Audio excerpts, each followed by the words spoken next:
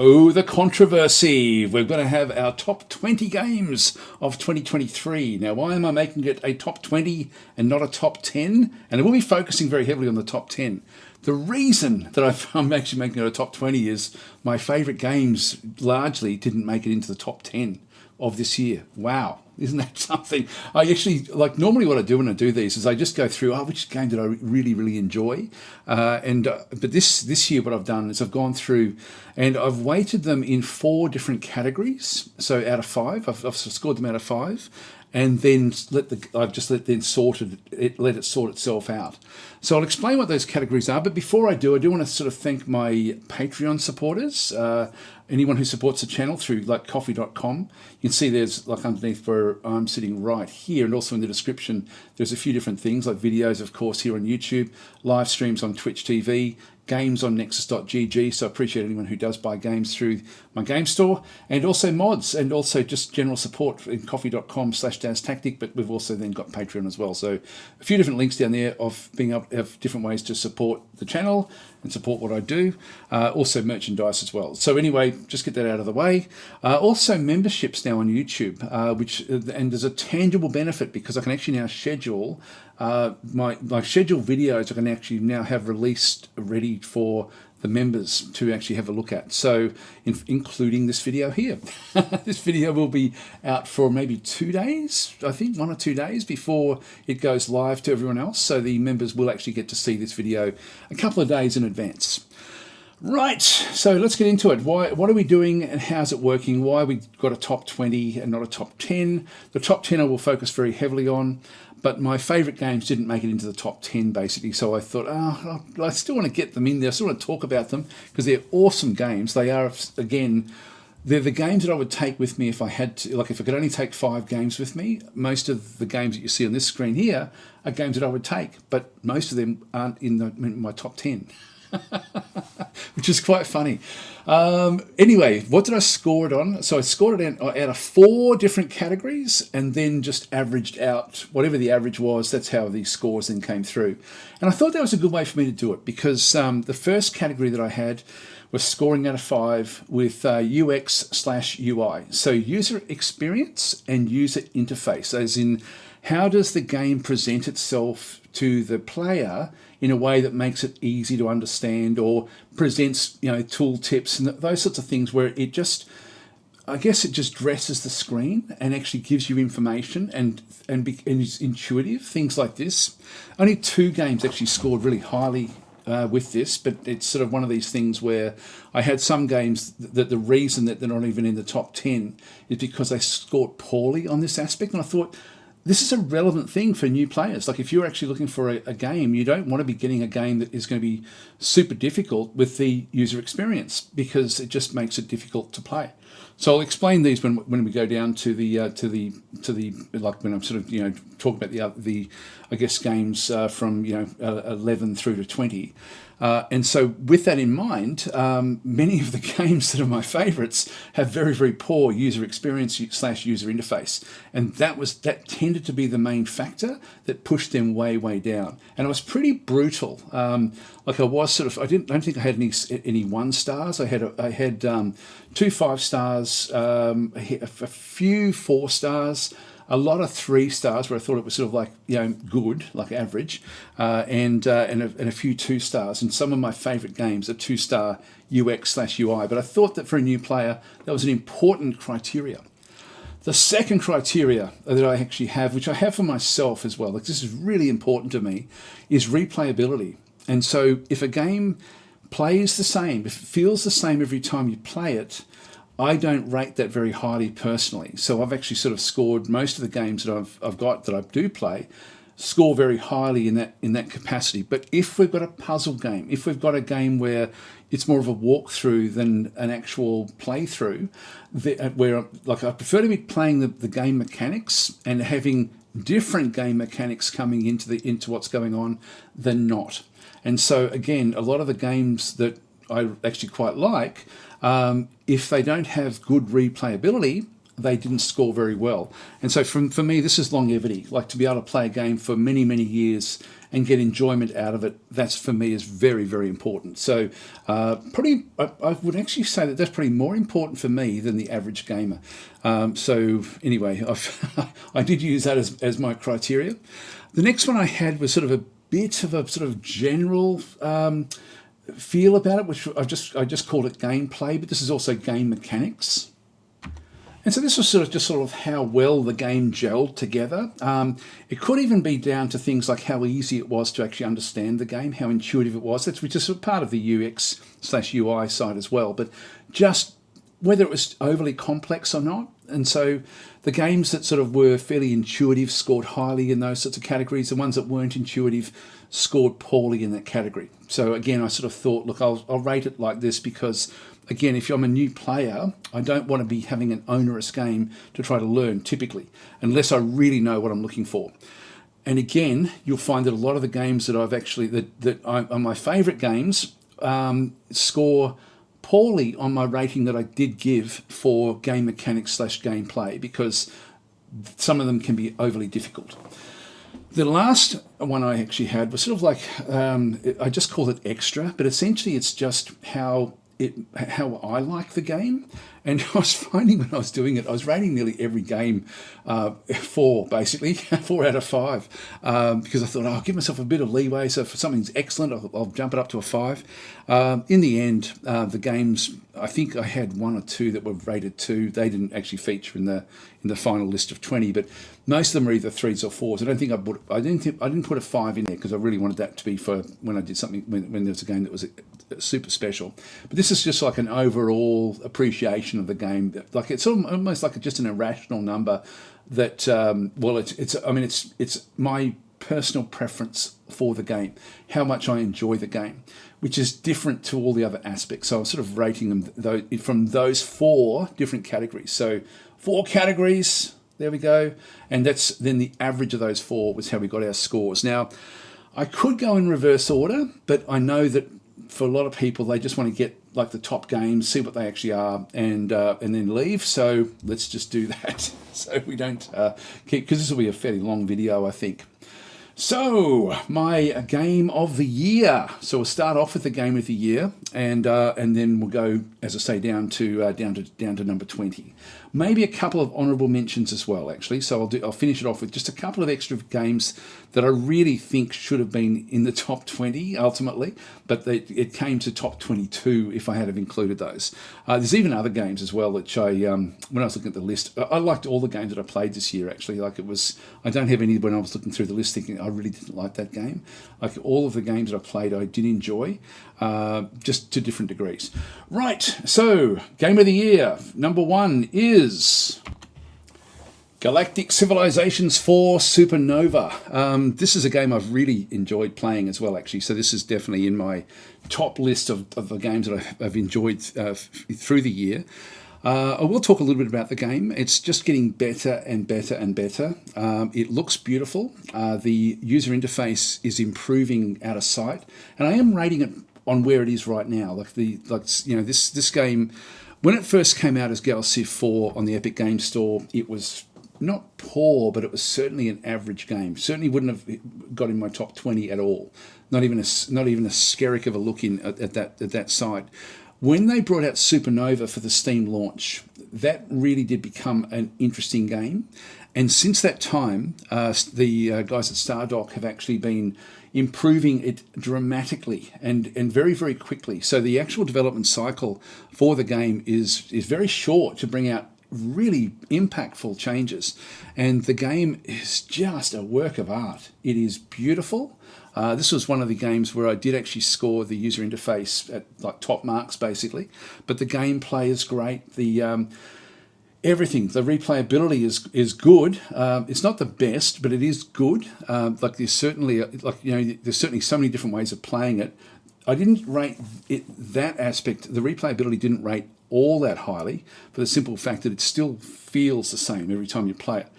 Now, that's fine, but it's I don't know how you sort of would improve that, but it probably doesn't have enough sort of random things that can happen in the actual game itself. a little bit more, and I would have even scored it even higher. But this was actually a clear winner. It sat out on top of all of the actual scores that I actually had.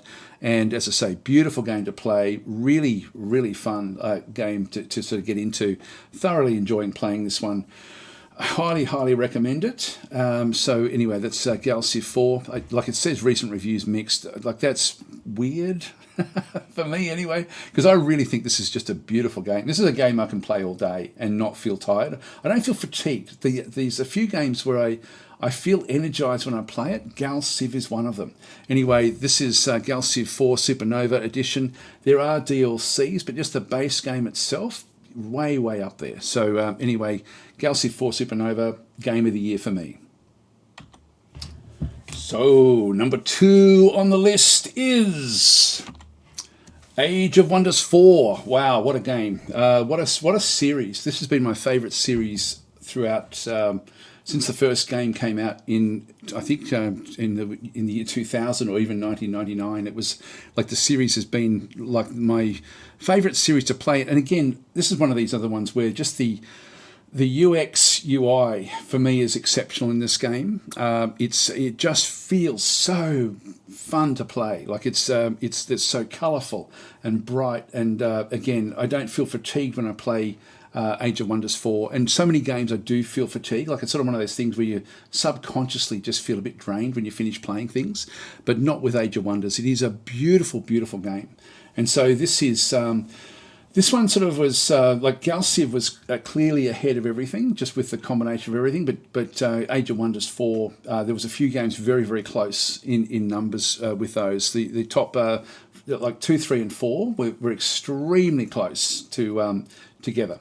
And but I really played an awful lot of Age of Wonders 4. I think it was that my most played game? I think it was. I think I played more of I think 20% of the game time that I played was playing this year was Age of Wonders 4. I love it. I absolutely love it. But also the scoring for me, it's approachable to a degree. It's still a complex game, but it is approachable. It's the user interface is great.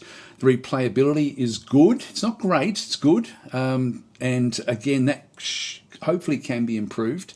The game mechanics are good. Look at the actual battles that you actually end up having are very good.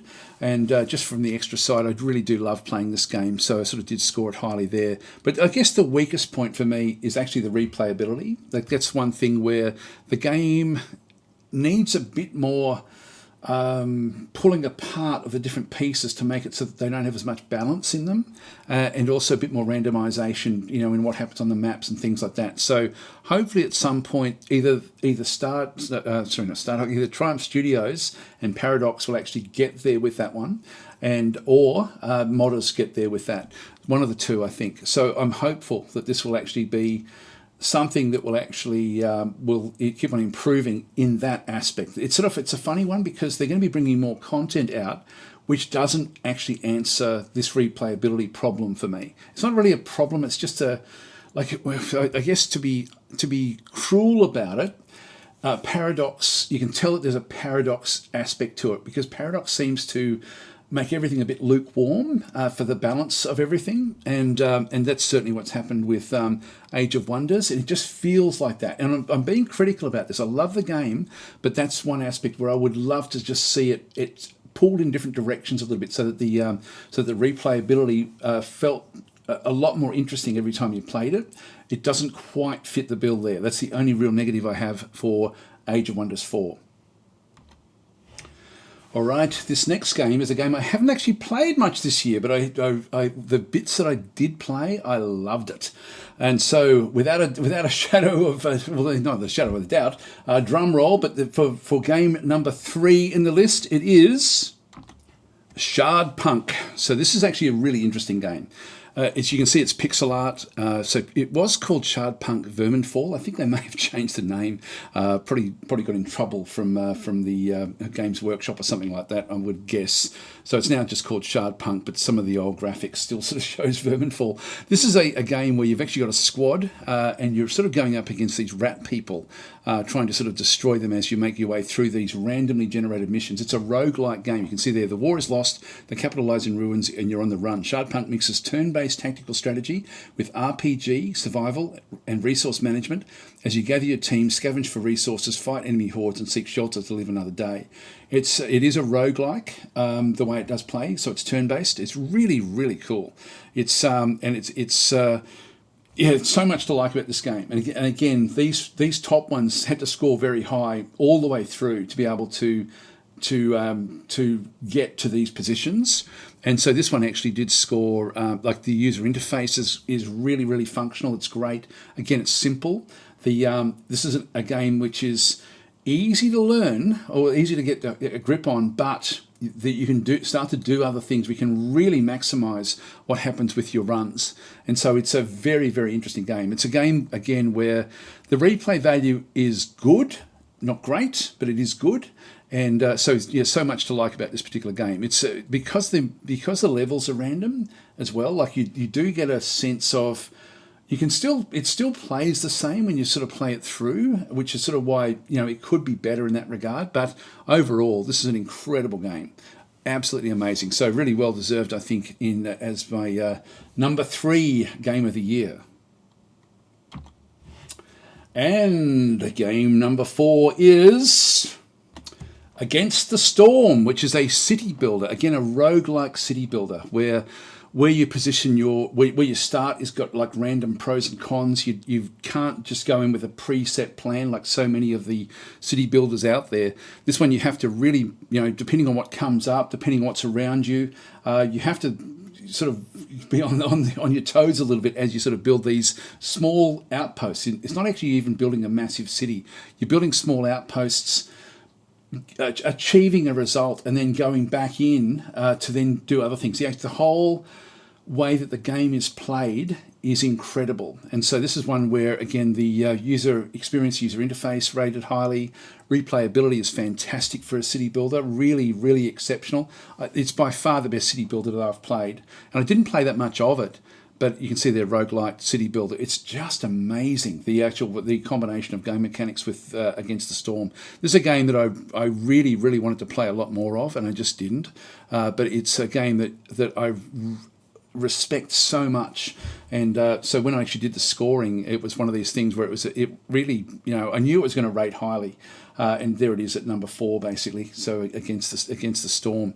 An incredible game to play, and amazing replayability as well for what it is. Again, it's the actual overall play of the game does feel fairly much the same each time you do play it to a degree, but the actual challenges that you get are random, and it works beautifully. You've got this overmap as well, where you then need to keep on trying to build other settlements to make use of the random overworld. Fantastic game.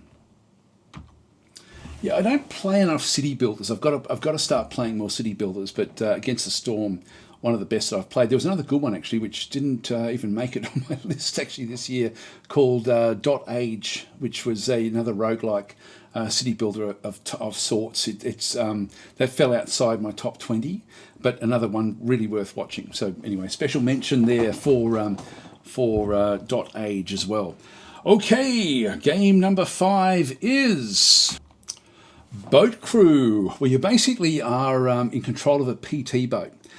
Now, this game is exceptional for what it is. It's a simple game where it's almost, it looks, as you can see on the screen, it sort of plays like you're playing a real-time sort of driving type simulation game.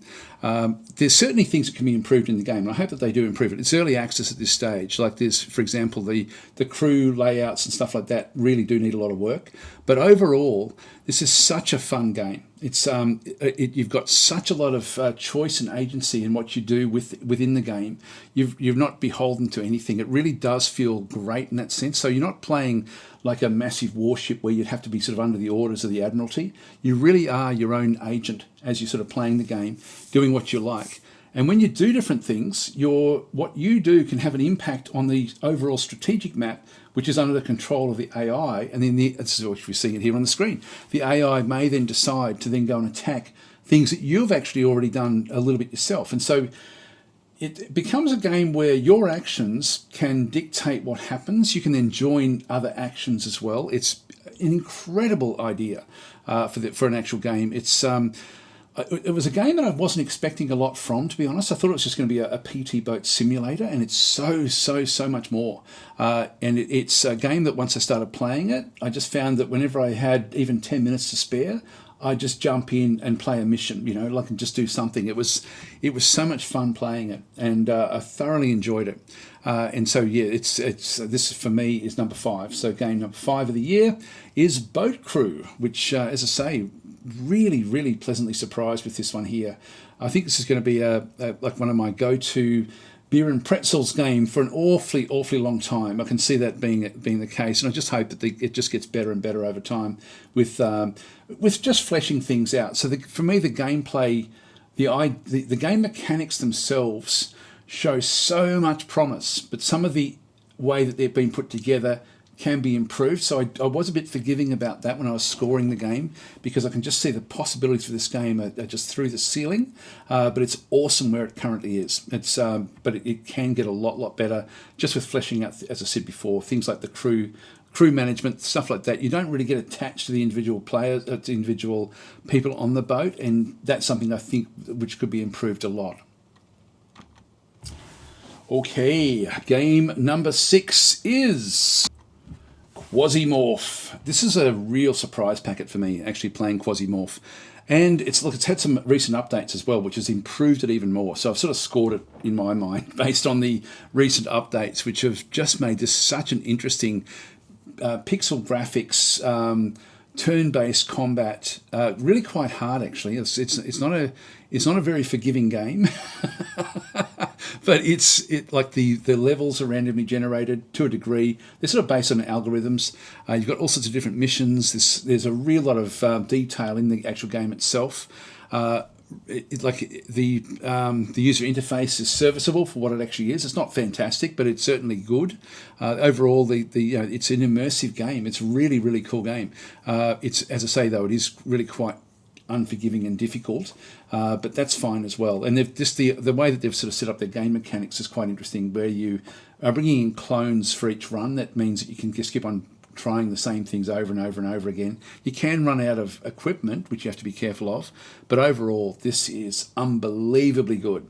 You can see like very positive in through there with recent reviews, mostly positive.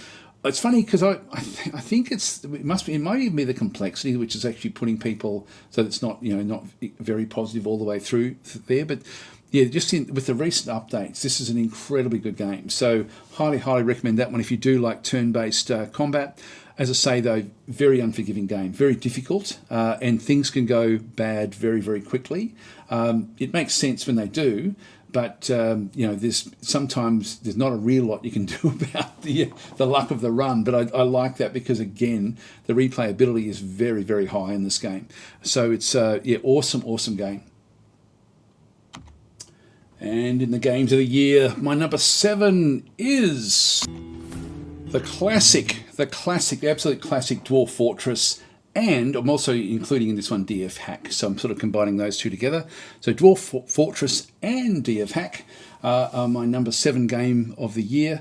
Look, having said that, this actually rates higher in my own personal enjoyment, but just when I was sort of thinking of all the different bits and pieces, there's still a lot that has to be fixed in the game. So I've pulled off a few points based on its current state, and it just takes so long to update the game. But this will feature again every year. Like every year, it will be in there.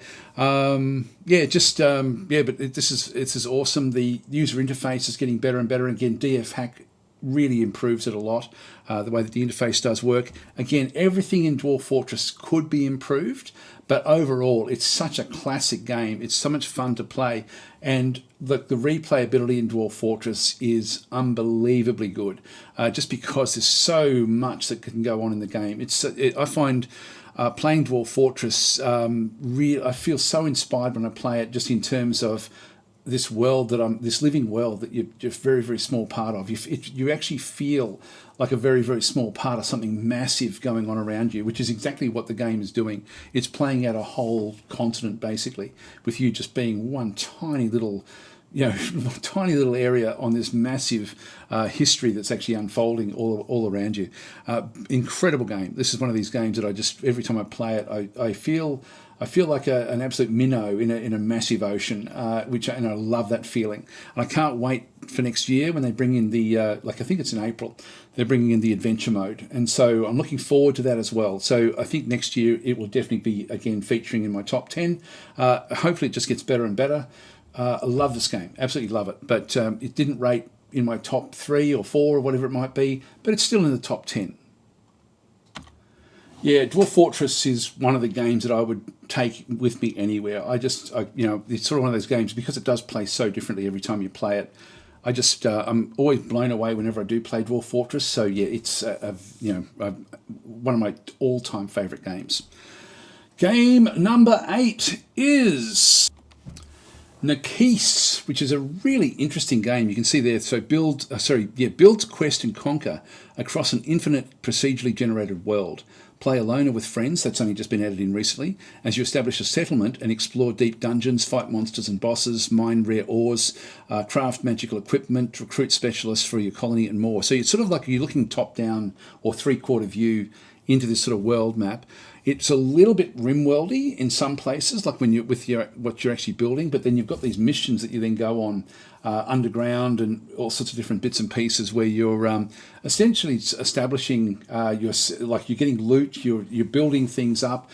The mechanics in it are really incredible, I've got to say, and it's only early access at this stage, so it's just going to get better and better and better over time. So this is a game to really look out for, and it's this year as well. Just recently, they've actually had one where they've now got multiplayer coming back in. But it's an amazing game, this one, and as I say, it's one of these games that with the procedural generation, the replayability on this game is extremely high. A lot to like about this one as well.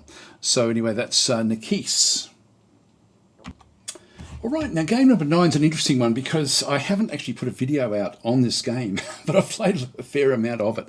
I've played a lot of it and I've recorded a hell of a lot of it, but I'm just not happy with any of the videos that I've done because I always screw something up badly, and it's one of these games where I would like to sort of show how to play it properly and not have me get in the middle of farting around and actually screwing things up with the actual game itself.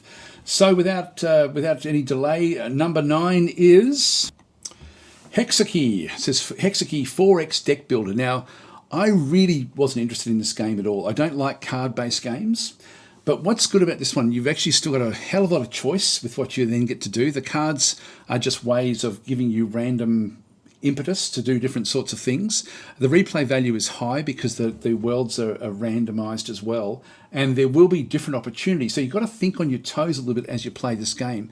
But this was a real surprise packet. It doesn't take a very long time to play it. If I just read it there, a fast-paced strategy game. Now, fast-paced, usually I turn away from that, but in this case, it's a turn-based game, but things happen quickly in it, so basically the game itself just doesn't last very long. So it's not like a Civ type game where you're playing for hours or days or weeks, whatever it might be. This is literally might be an hour and a half, something like that, to actually play a full game.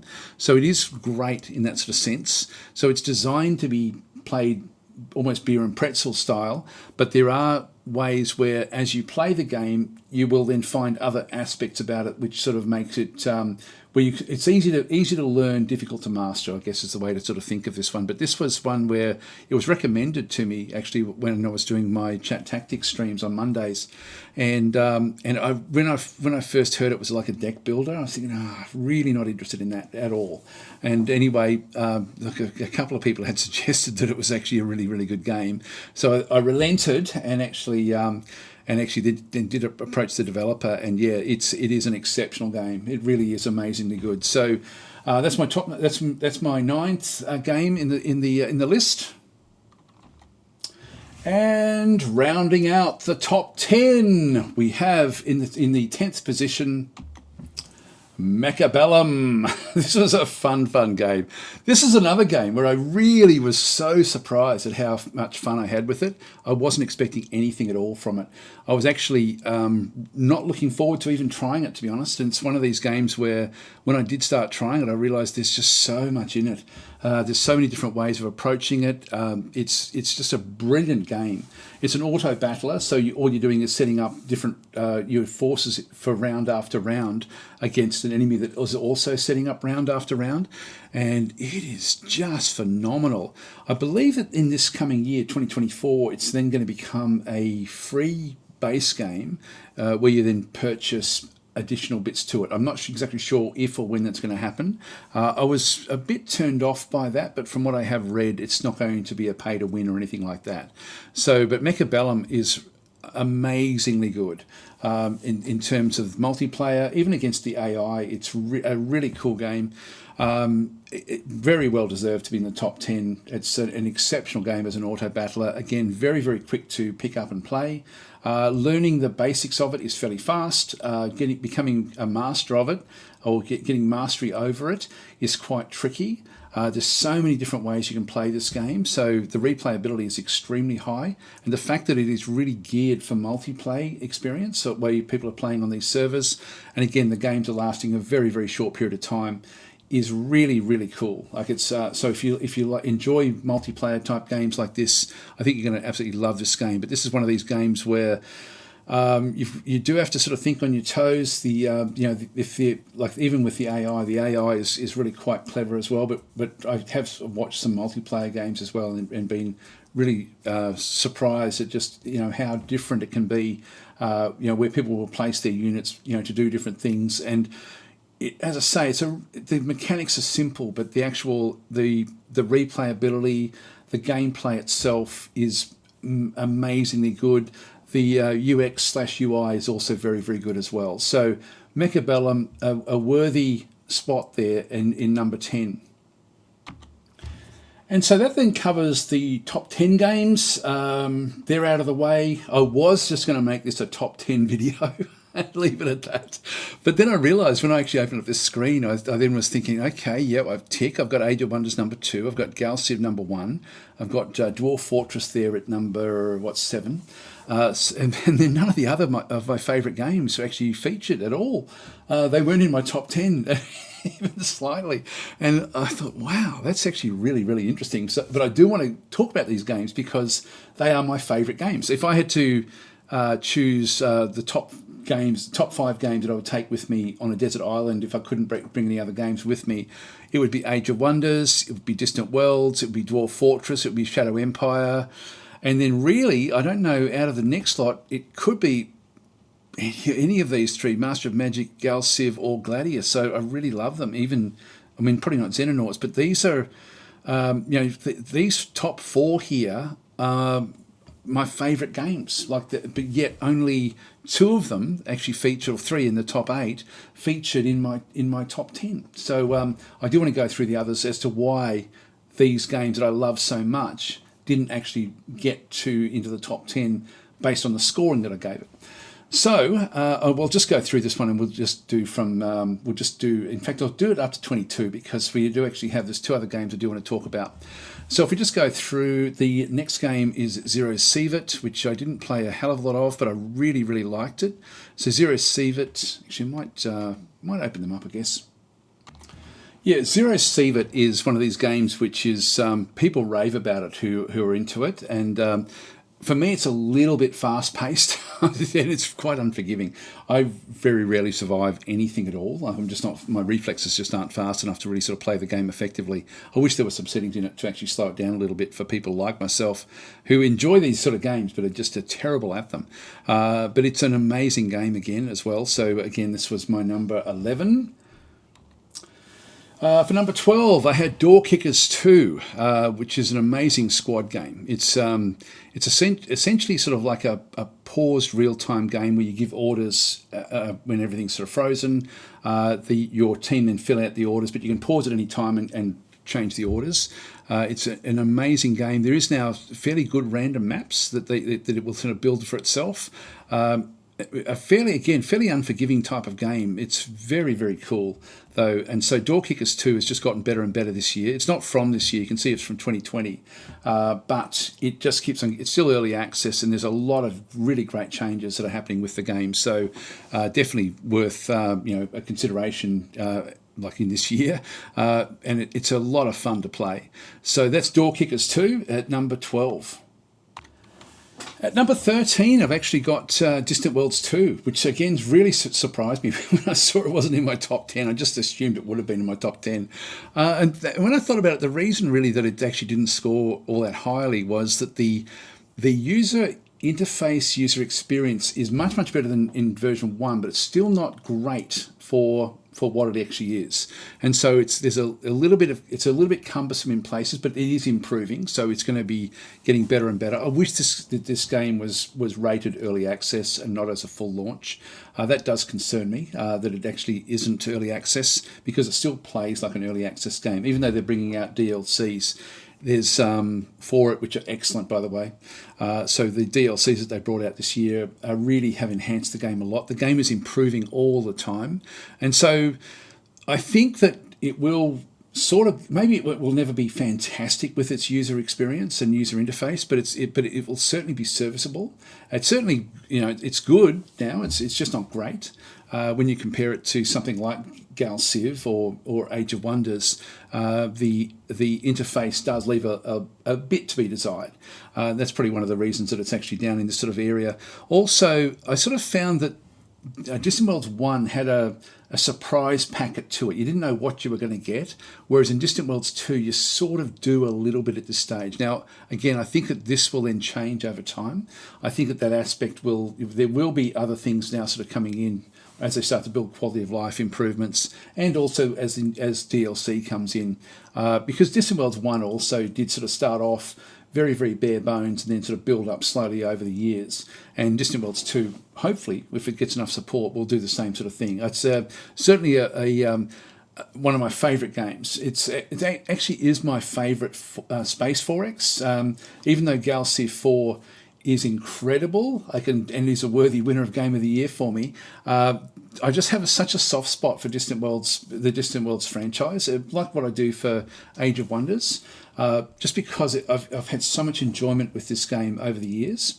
I have as well with Gal Civ, but I think it's the aspect that it's a simulation game at its heart, and I love that aspect about it. It's a little bit like playing the Game of Life type, like I forget the scientist's name, but who invented the Game of Life thing. We can just watch things actually sort of do their own thing and build up and destroy each other. This game's a lot like that, where there's so much going on around you that is fairly random, and like there are still a lot of surprise packets. This is probably less balanced than most other Space 4Xs, but I like that. I just wish it was even more unbalanced with different things, and I think it will get there.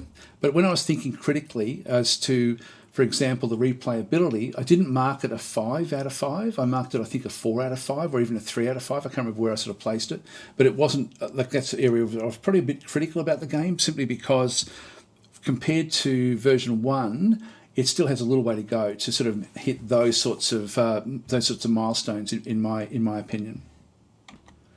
Actually, Distant Worlds 2 was 13. I may have said 12. Anyway, 13. This is 14, Master of Magic. So now, Master of Magic, again, an exceptional game. It's actually got probably more interesting gameplay to a large extent than Age of Wonders, just in terms of just how different it can be.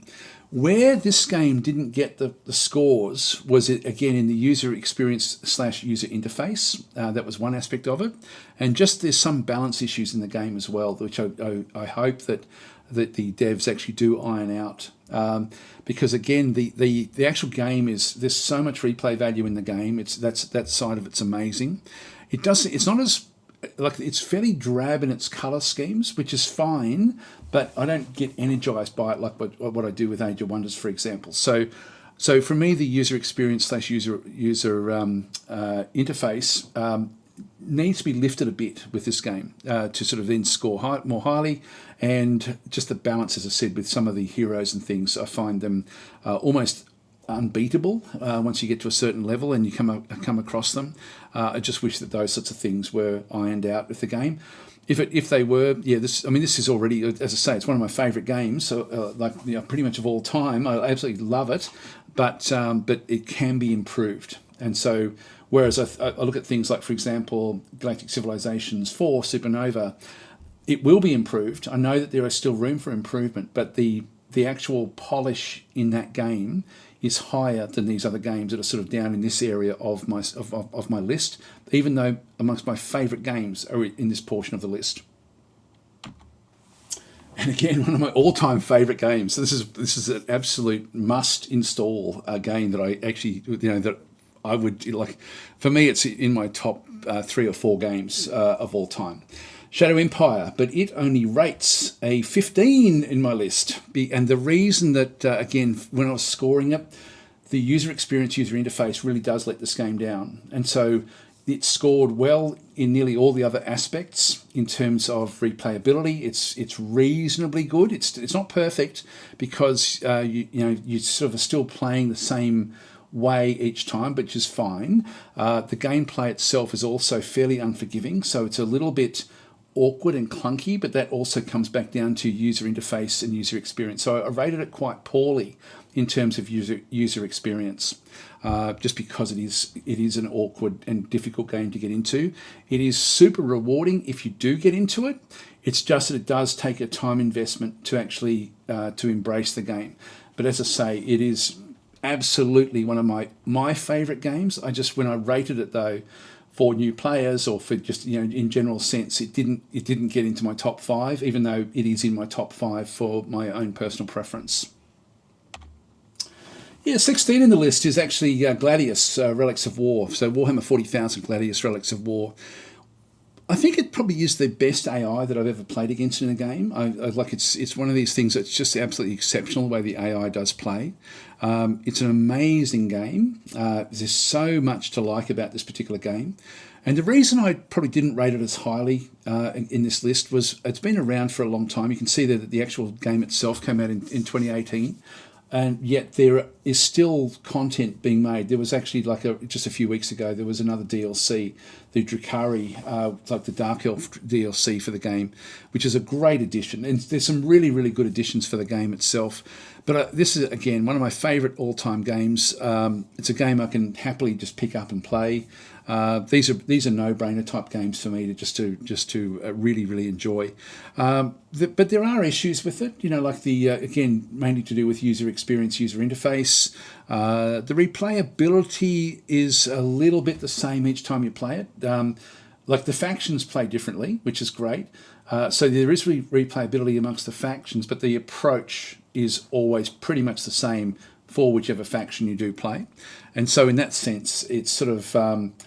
if I was sort of rating it on its replayability aspect, it doesn't rate as high as some other games, for example, that have got more randomization in it. Again, this is one of the reasons that games like Distant Worlds 2 also didn't rate all that highly in my list, was that the replayability, even though there's a lot of scope for things, the actual experience, the replayability experience, doesn't feel all that different. But awesome game. Again, one of my top 5 games of all time. Absolutely love it. Yeah, so number 16, we have Xenonauts 2, which again is a great game. It's still in early access, still a lot of development to go. The roadmap has hardly been touched, but they've actually just been rebalancing things and making it so much more fun. The most recent update, I think version 2.2, has improved things out of sight just in terms of the fun aspect of the game, but it was fun anyway. There's still a lot to be done in the game though, which is why it didn't rate as highly as what it could have rated. But this is a game that I've had a lot of fun with this year. Looking forward to the changes as they come. The development is slow in this game, but overall, really, really cool game. It's just going to get better and better over time. So for me, this is my number 16. Similar sort of squad game actually as Jagged Alliance 3. The actual graphics is much better than Xenonauts 2. Why this is just one step below Xenonauts 2 is even though the graphics are great and the user interface is probably better than Xenonauts 2.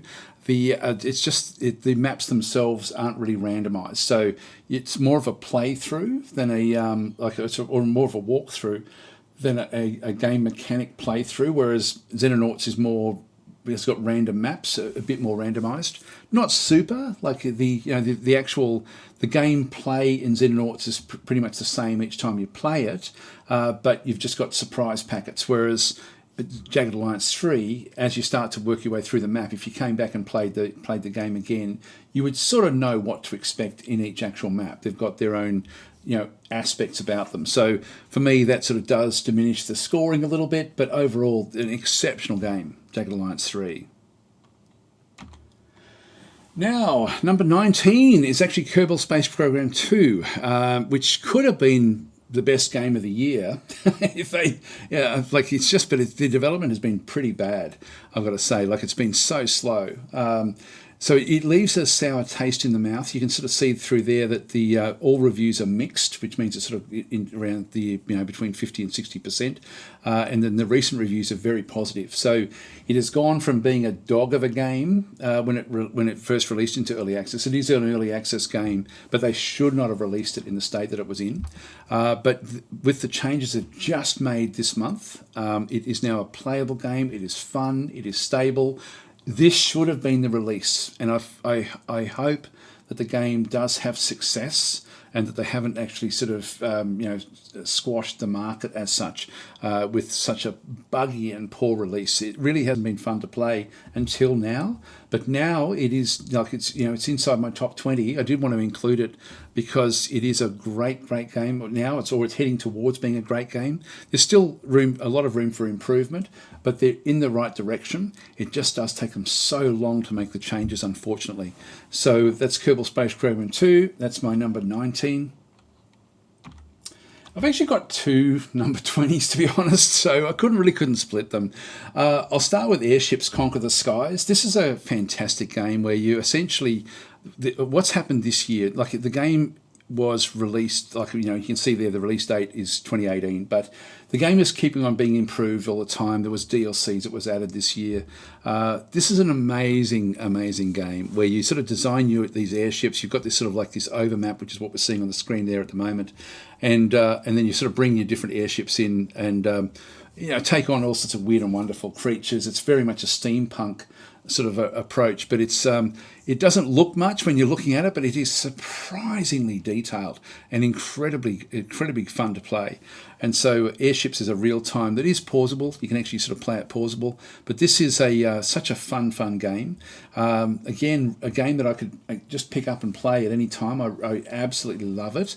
Again, I sort of probably would have rated it higher in the list, but it's just that it did come out a long time ago, but it's still so much fun to play, and they did actually have the latest DLC come out this year. So I thought, yeah, look, let's make it an equal number 20. And the other game is Shadow Gambit, The Cursed Crew. I did want to include this again in my top 20. This is the best commando style game that I've ever played by a mile. Just the mix of game mechanics is exceptional. It's a game that, the reason that it doesn't actually rate higher in my list is, again, just the replay value, because you're doing a walkthrough. There's not the levels aren't random, so it is a puzzle game, and so the puzzle type games didn't rate very highly, but this is an incredible game. If you do like commando style games, you're going to love this game. As I say, it is a puzzle game though, and they don't rate highly in my list because the replay value for me is very, very low in these sort of games, and so that will then draw the overall scores right down. But it's an amazingly good game with the differences with the mechanics, the way everything sort of does work is exceptional. I just wish that the company, Mimimi Games, is actually would sort of stay in operation. They're actually closing the doors, unfortunately, and this is their swan song. Essentially, there's the Shadow Gambit game, and so they've released a couple of DLCs as well for the game. So they've sort of launched the game and also released DLCs as well, and which is a shame that they're closing, but they've made the decision to go back to other things that they enjoy. They enjoyed making these, I think, but it's in that sense, Yeah, I'm sort of sad that that's actually happened with that one. Anyway, I don't want to sort of end on a downer, but but this is this is a great game. Well, that's my top 21 basically. I said 22. It's 21 that I actually had. I thought I had my my numbering out. Anyway, we've been close to an hour again. I keep on trying to do these ones fairly fast. I just can't do them quickly. But there's a lot to like this year. There's a lot of great games that have come out. And I've got to say that 2024 is looking exceptional for gaming. So for strategy gamers like us, we have a lot to look forward to. I may do my most anticipated games for 2024 as well, because there's some absolute rippers on the way, like Dominion 6, Field of Glory Kingdoms. So many. There's just so many to like the look of. Broken Arrow. There's just heaps and heaps of them. Manor Lords. Yeah, there's just a massive list. So I think I'll look to see if I put that list together. I think. Yeah, I'll see how it go. Anyway, I hope you enjoyed this video. Hope it's been helpful for you. I hope that I've given enough information. I know I had to sort of skip ahead fairly quickly between each one, but I hope I've given enough information as to why I scored things the way I did and why they're in my list where they are. I really do think the list is a good one for newish players, like where it's not onerous to get into the games, particularly in my top 10. 11 to 20, I've got some incredibly good games in there, but they can maybe be a little bit more complex. Maybe the user interface isn't as friendly as it could be with some of the other games. Anyway, I hope this has been helpful. I hope you have a great 2024. And as I say, 2023 was exceptional for games. 2024 is shaping up to be another amazing year of what's actually coming as well. So, yeah, hopefully we'll have a great time in the next 12 months as well. I'll catch you around the traps.